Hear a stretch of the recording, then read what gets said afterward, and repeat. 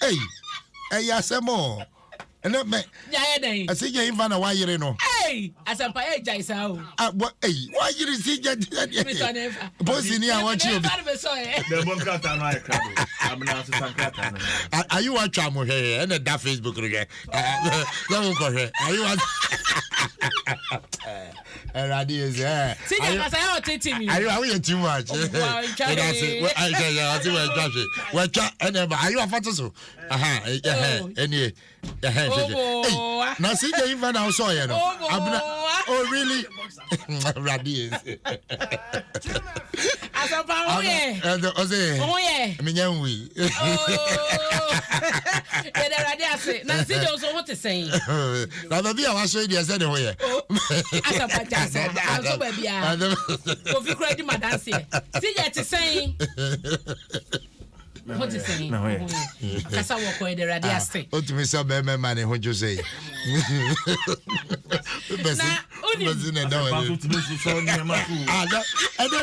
have been describing the American man and your cry. I'm on 40 or more who the Ecoso, and to me describe him on my baby. I'm so yeah, then I know you. I ain't do so, baby. Hey, my son's a chim. I don't see what I have you as a baby or so ye. What's up, baby? What's up? I am a fire. Now, when you see the kind boss, so yeah. Gas and 1 year can serious. Wow. Serious. When you saw ma, almost yeko suya who my chinny and opa. Yeah. Juma for Sabia Peso ye take a cranny and the sharp. And never bring no one else soon because almost gas. I have family doom Juma. Now, Besoko party be the bedroom so be crab, but now Besako and Jaimu. Akobuma Manasoro, not cross on a quadriwaja hoko. Until they are complaining. Yes, Sempany for Kopeka Casa, tankers, drivers, senior association, or Macassa. Getting Simpany for Pinon and Roman. Yes, Momon chairman are watching Jobon and Conquer Cham and Messiah Con. Yes, Sempany for some wine. William Semi Media San or Pekran and Mecha Minia Bamas or Modiano Conco. Okay. Oh, wow. Yeah, it is serious. Ain't to be best around matching. Now, we pencil share nothing over Cosco Port and answer saying. So, on TS, yes, Sempany for say, almost 2 1 more. When you're the Dicaya, assembly, ye can't. Ya can't, you know, whatever, as it should be a 1 person on your moko, or Mocano Tias, no. Omunian intentum, now you won't say, Ebia and Sacrabiaba. Na nyesa ne betena ho atena afi akodru ba bia eno soso no edio hawo eba wonim se drivers bebre na so use gas drivers bebre no na use gas so no economical yes of course for ne boarding yeah enti no say no de ono use gas yi ede ye na adwuma de ye ne trotro na say the taxi na ene ye say ye nko supply into be ko na ebi ni ho no sani pa no that the day no onye de no survival onye de no share the family enti it's a serious issue. I was sending you for no extra one some come in. Asampa, no, my desert kakra. Medicine for you. Mati, I for papers near Shabusia for 11 minutes after 8. Good morning to you. Crosby Abuaji message now sending me when mum. She dining table no by you train there when I see her Mastercard nation or the fat and then fakoto. Why? Menua, money de binia into Mastercard and a fat on your slot here by one betty. Why? Master media no media of ye and your fat. I say a corner Mastercard. Managing that's the internet. I'll say me mum when Rameniano. I say Mastercard. I don't Mastercard. But this week, so measure that the details number. This week, you know, breastfeeding. So, breastfeeding. Yeah, the idea is yeah. Also, breast. Breastfeeding. Also, enough. Enti se meme num se nkwade num se mai num ni ade nyina no enofo enti no enyambo cha me ba me de emfaso de wo breastfeeding mu beba covid yes breastfeeding enti mema na breastfeeding nyina no oh asaba to ma me nya adwuma what asema kofi bisa kofi kan say breastfeeding no se na mawo asema na okay yes breastfeeding ya ma bia ozimawo I'm not going to daily graphic. Me the daily graphic shasi ama wa ye nyina ye nya hoboa because me ye Ghana ni wo so ye Ghana ni asem no nyina ne se nyame ya doma na wo twe ebesi mu ya no eba no utility a and they be my job omo soon be 6 days na wonim se so omo charge phone obi wo ba bi o charge ukita smartphone na 5 cedis wow. Yam ya 3 cedis wow Oko charge no o de cost on charge ma wa. On charge ma wa into 5 and 3. Pay as you go utu ya ni a charge amount. And no nti we would calculate the car would be charge your phone for 6 days in your phone so a smart one be internet yeah battery ne draining 10 yeah. When baba so what charge be 50 Ghana. Enti eno so ho na you PURC na e ka kire yen no. Ya wo mo se entumu ne de eba na Ghana fo nyina no enya hobo ma memfa wo nkọ ho saa na membo mu enkobo kama ne nyina ne se omo se enya sha se beteki effect eye 1st September ena ye wo August it is omo nya the announcement no ebetum a na che se me no nyina eya hoboa ese bosume ye besim de di kan na no eteki effect ye ka utility a eye ensuo ene enkanea ho asem na ye ka no na wo mo etem se 2017 na entumu ba ye no we eye the first since 2017 etu ekwara so oma boa ye yo oma gumu kakra ediama enti awaso obi a hye ne so ewo ho no mo na wo mo ede nchichemu aba wo mo kire se eba no wo mo soso a enkanea no wo mo defa kwati kwan so obi odma wo yusu wontua ne ade no wo mo nyina ne yese asotwe kakra no ewo ho ma wo mo nyina na wo hyemu a Daily Graphic say Ghana Water Company Limited propose 300% increment.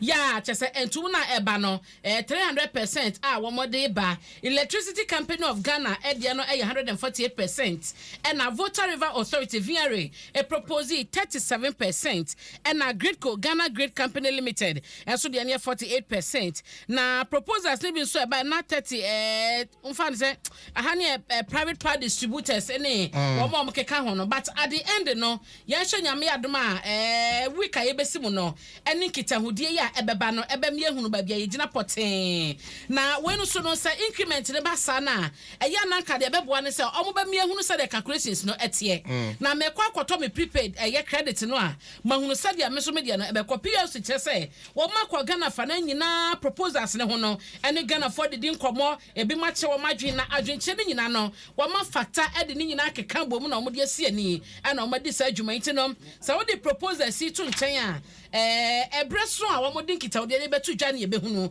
ba bia yegina kasa ene sadia ehwo hyehye no etie nti no PURC ese yen fanhye ya adwene mu ese nyame eya doma bosume yebesimu ya no entumu eba na mamenyina ha ya ama na yen hwa nei komra sebedwafia abedwakwa wo mo eda ehwe enwomasuya so ena se ye kasai wo mo abonto a ede akwa printing houses a wo mo printing ewo krom hanom na emu no ena chairman dwamtirani ede ma committee no kwabna amankwa asiama se beye papa pasenka aban no ede hihye begu akwansom na enioma wo mo printing papers ni books wo kro mu no credit free amanone eba bedu obudwa raw materials no enka ebeyi eto ni bidia free so de ama wo mo na ama wo madwuma no be ha se na akọpepepe esansa enamo kano ni ade wo so ntino ombe production no na ebo no ekosoro eba no sa na setima mufo no eto no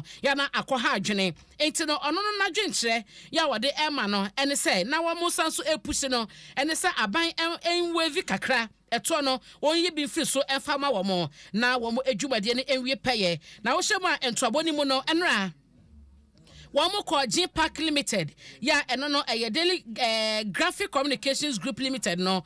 Wamo fan say wamo printing firm no.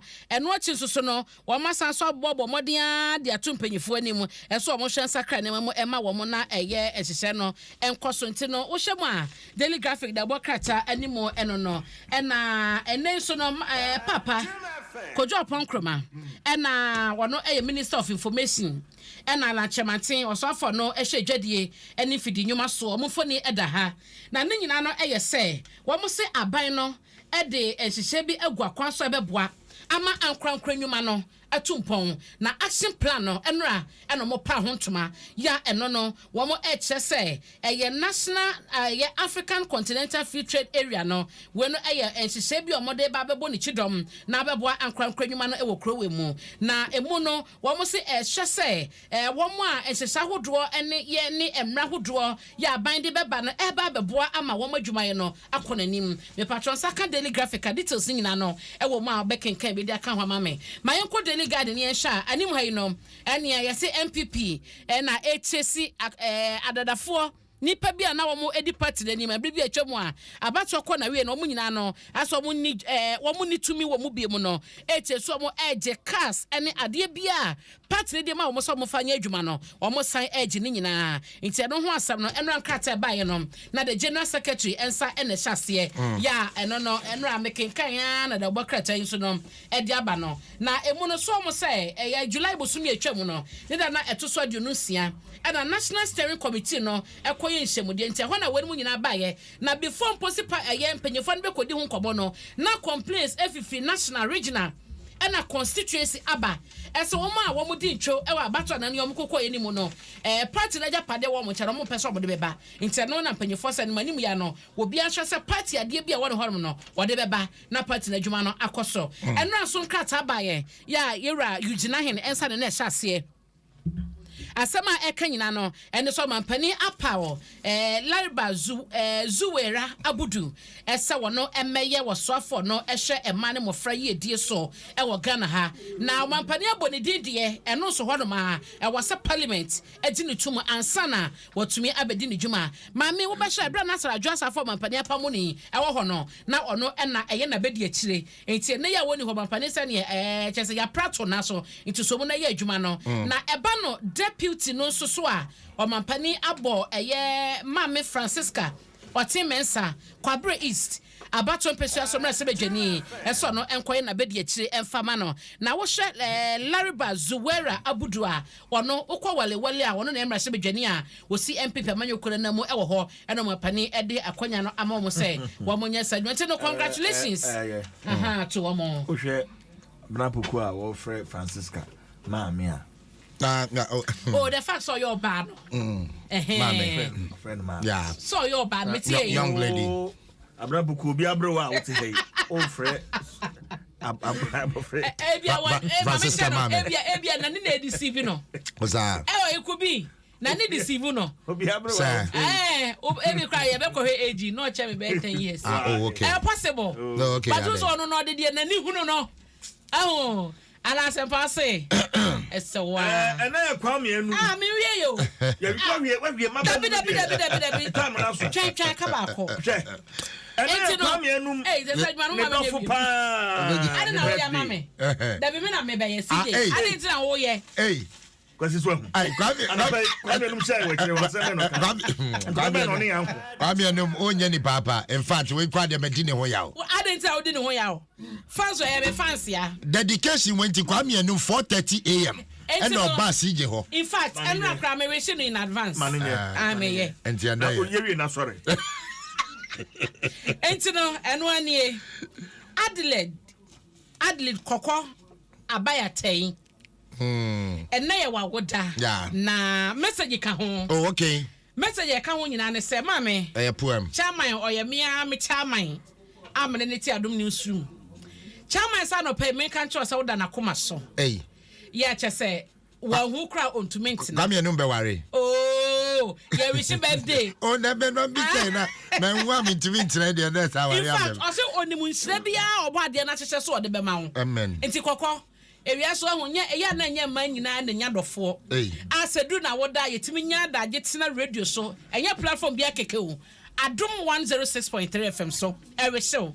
Kwame so da na koma so waso oba de nsem hira ho ode ne kwatenten de ma waso oba de ma odo na wo montam no enye tan na munyina ma koma so ade ne emrem Kwame anyum be na oba ne pe oh ade Kwame wa na Kwame ne gina ha tie we anyum be na oba ne pe chama ni e enti kokko ye do what me ni chama ye do enjoy every bit of this day na ehunu say you are blessed abna grant man here we love you so much hey we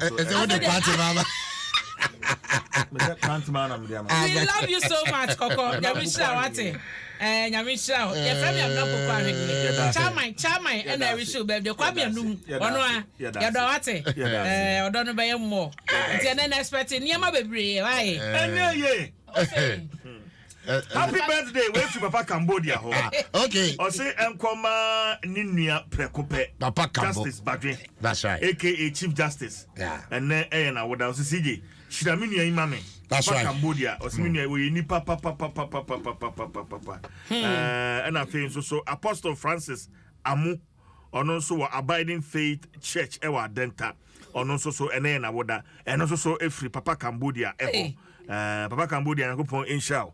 Na ochira sado fo nyina obri ebo afentem frem so ne ba abaya wentimeka nsem ya me ba ele na woda happy birthday to Radua feneye yebo afentem frem ene wadi mfie mi no obri ebo afentem frem say yakopon wo hira ne bayi na ye bayi wonyini emeye prom be ni pakete pa we efri feneye o papa obri yebo a homeso Fenton. Yapon. Happy birthday, Stronko. And I am Elder Bright Apple.